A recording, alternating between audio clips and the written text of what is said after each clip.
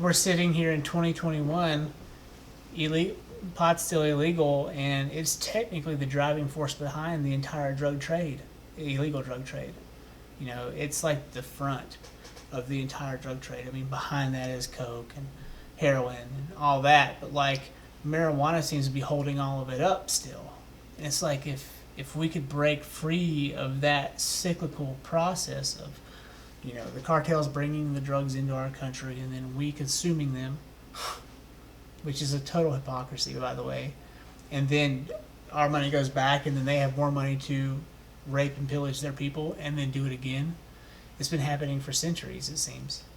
And so, I mean, you know, Joe Biden goes in there, or Kamala, and she says she wants to legalize weed.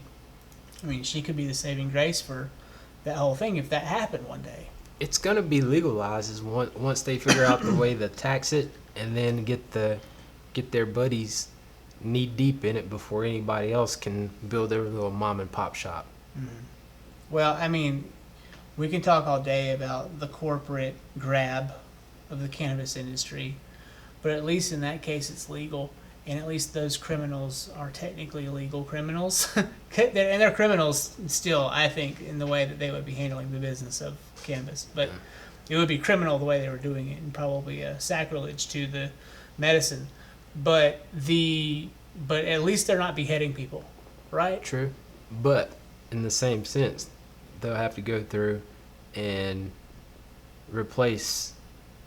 set free all the people in prison for any marijuana type charge. Mm-hmm. And then they'll have to replace them with somebody else to keep that machine running. Mm-hmm. So you got two machines that are hand in hand. Well, I mean, this could go just as poorly as the Afghanistan pullout, right? Yeah. I mean, it could literally be just as bad if Joe Biden's like, okay, legalize all drugs, and then he runs back to his corner, like, and he hides for 2 weeks, you know, and all of a sudden, you know, mayhem breaks out. Release all the prisoners for drug charges. All the nonviolent people are done. Get them out. And then he just goes back to his basement. Like, I mean, there has to be some kind of structure in place for this to work.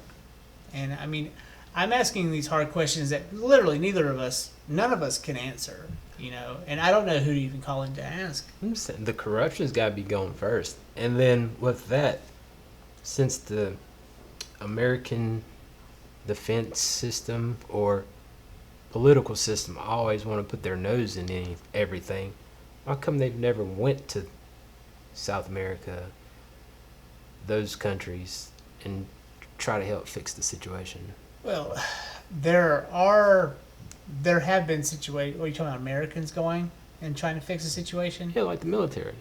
Well, I mean, we're pulling all of our people out of Afghanistan. We got to do something with them. I mean, and with Texas becoming so powerful, with all the people moving to Texas and the influence that Texas is now having, I mean, Texas is becoming a real powerhouse state, and there's controversial things happening there, but, you know, it makes sense for us to try to fix the border down there. It makes sense for us to try to figure out how to help the people across that border.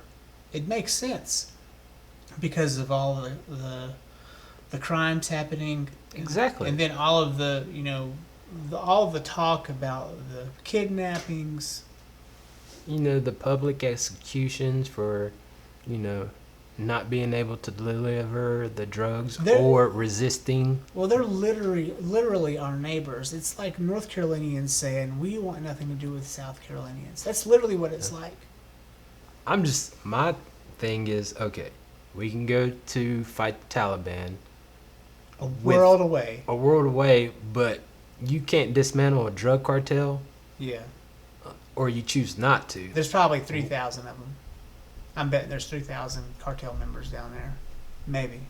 Well, there's 3 to 10. Yeah. The U.S. Army is what? Infinite? I mean, do exactly what Leon said and just, instead of Afghanistan, do a clean sweep down from Texas all the way down to the end of the boot of Mexico and just, you know, clean house. You gotta go all the way down.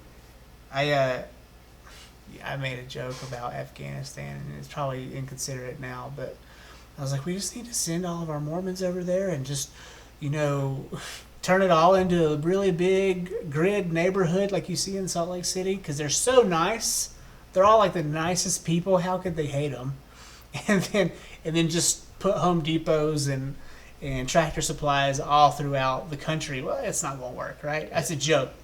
But like they did do that technically in Mexico. Mormons did move to Mexico. Mitt Romney owns land there. Yeah.